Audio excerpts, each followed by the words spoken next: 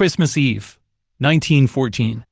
The Western Front is 5 months old, and already a scar of mud and wire runs from the North Sea to Switzerland. After dark, British soldiers hear singing from the German trenches, carols, in German, to tunes they know. Lanterns appear along the enemy parapet. A few British voices answer. Men who have spent the day watching one another through rifle sights are now calling Christmas greetings across the mud. By morning, against orders on both sides, soldiers climb over their parapets and walk into no man's land. They approach slowly, hands visible. Then there are handshakes. Cigarettes, buttons, tins of beef change hands. Some German soldiers had worked in England before the war and speak English. They ask after London and tell the British where they had lived. On several stretches of the front, somebody produces a ball. The ground is pitted by shells and stiff with frost. There is no referee, no proper pitch, and not one grand official match, just soldiers kicking a ball between the lines where they had been killing one another the day before. The truce did not end the war, and it did not reach every trench. Officers broke up meetings. Artillery resumed. Some units never stopped fighting at all. But it reveals something the communiques conceal. Given one unguarded morning, many of the men doing the fighting chose to bury the dead, swap souvenirs, and play. 5 months earlier, newspapers had promised them a short triumphant war, home by Christmas. The generals had believed it too. Instead, the war ran 4 more years. It killed millions, toppled 4 empires, and left historians arguing over what the sacrifice achieved. The war began for reasons larger than money. But after the first confidence, the first volunteers, and the first treasury had been spent, what kept every army supplied long after the men in the mud had shown how easily they could stop. Within weeks of the first shots, every major power at war made the same decision. Britain, Germany, France, Austria, each suspended the right to redeem paper notes for gold. The notes in people's pockets looked the same on Monday as they had on Friday. What changed was the promise behind them. Before the suspension, a banknote was not merely money by decree. It was also a claim. Bring enough notes to the counter, and the bank was supposed to hand over a fixed weight of gold. That right put a physical limit under the paper. A government could issue more promises, but if trust weakened, citizens could arrive with the notes and empty the drawer. In August 1914, notices went up on bank counters, and the drawer went downstairs. The vault doors closed. Hardly anyone protested. There was a war on, and it would be over by Christmas. That suspension changed the ways a government could pay. It could tax, taking money openly. It could borrow by selling bonds, asking citizens to exchange savings for a promise of repayment. Or it could spend the gold and cash already in its treasury. Each route has a visible limit. Taxes cause resistance. Lenders can say no. A reserve eventually runs out. Once redemption is suspended, there is a fourth route. The government can create more paper claims, even though the metal beneath them has not grown. The first new notes buy uniforms, food, steel, trains, and shells at yesterday's prices. Only later does the public discover that more notes are competing for the same goods. The cost instead arrives as rising prices and a falling exchange rate, spread across millions of households. Nobody receives a bill marked your share of the war. A baker sees flour become dearer. A family sees the weekly envelope buy less. Officials can blame hoarders, profiteers, bad harvests, or the enemy before anyone blames the printing press. Historians count many engines behind the 4 years: alliances, nationalism, conscription, industrial weapons, and governments unwilling to accept defeat. Amos's claim is about the fuel. Printing let each state keep purchasing men and material after ordinary finance would have forced a harder political choice.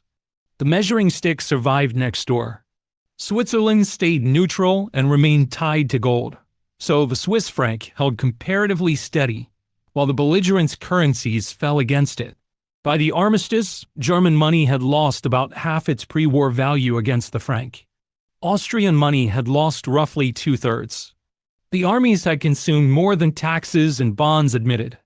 The rest had been collected from every pocket that held paper. Germany lost the war, and the victors presented a second bill, reparations, on top of debts accumulated during the fighting.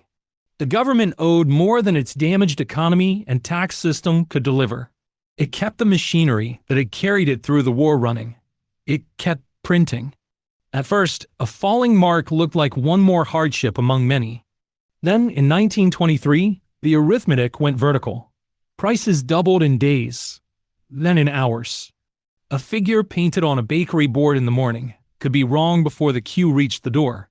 Factories began paying wages twice a day. A wife or husband waited at the gate for the morning envelope, then ran to the shops before the money died by evening.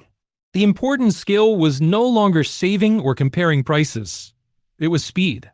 Buy anything useful now, because waiting until tomorrow was a financial decision all by itself.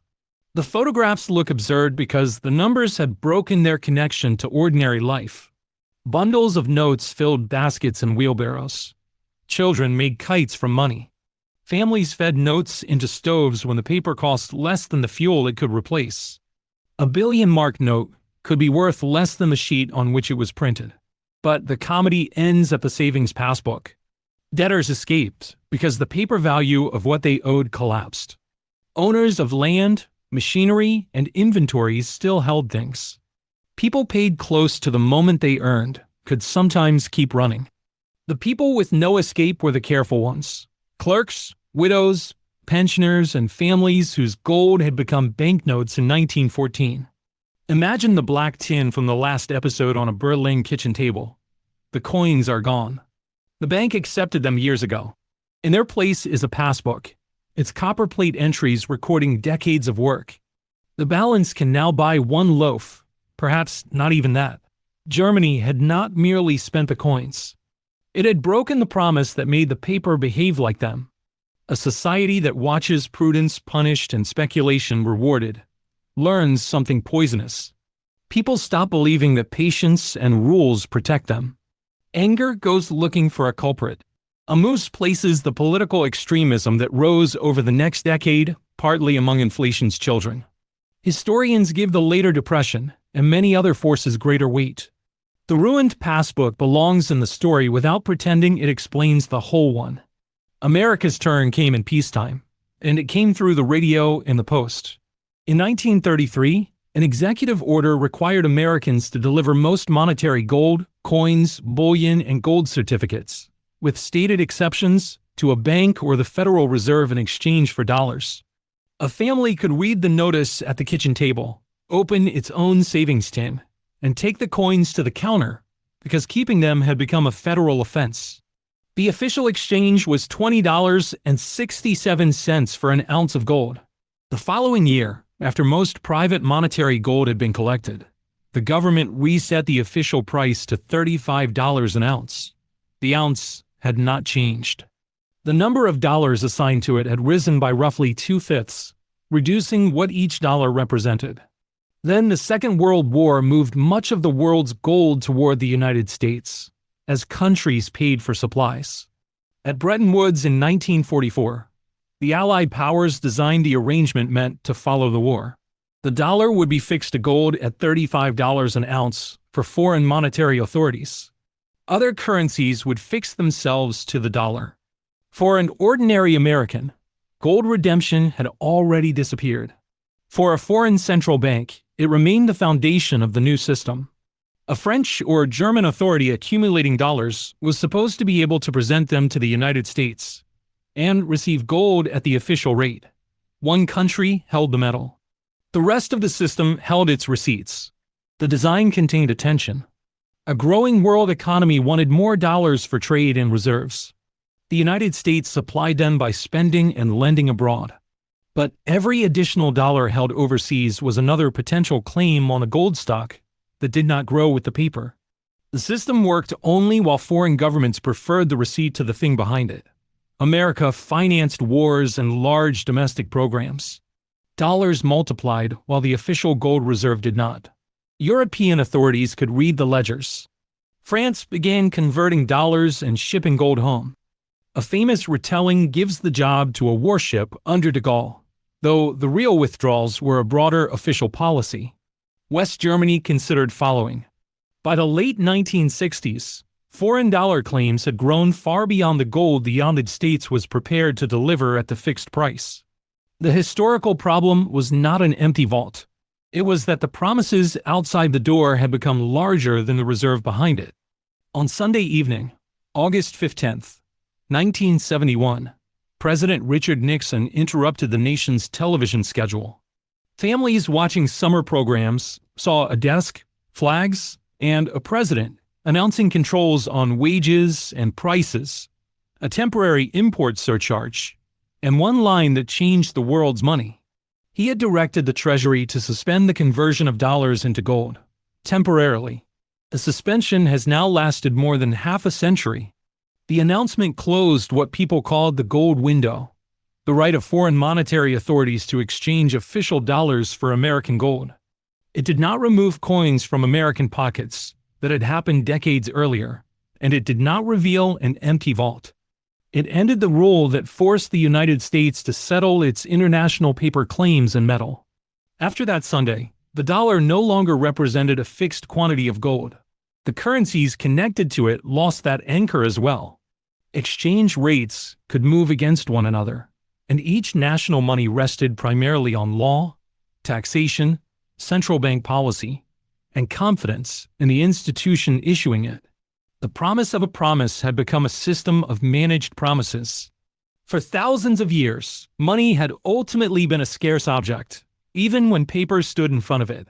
In 1971, the world's central monetary system crossed into something different. No physical redemption limit, and no material that a note holder or foreign government could demand at the counter.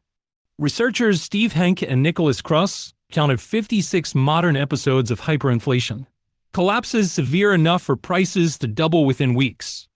Weimar is the image everyone remembers, but the list continues through different continents, governments, and ideologies. Money tied to gold or silver failed in many other ways. Banks failed, economies suffered depressions, governments changed the rules, and access to the metal was never equal. A redeemable commodity standard did not produce this particular runaway spiral. The book notes, because the supply of the monetary thing could not be multiplied at the speed of a decree. Modern central banks usually aim for something gentler, prices rising slowly rather than exploding. Managed well, the change is easy to miss from one year to the next. Managed badly, the distance between a wage and a loaf can open in a season.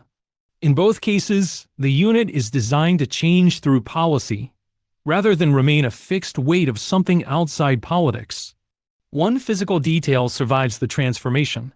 The governments that ended gold redemption did not treat the remaining metal as rubbish. Central banks kept large reserves in guarded rooms, and many still regard gold as an asset that owes no payment to another government. The public story says currency no longer needs the metal. The institutional behavior says the metal can still be useful when promises meet other promises. War finance broke redemption.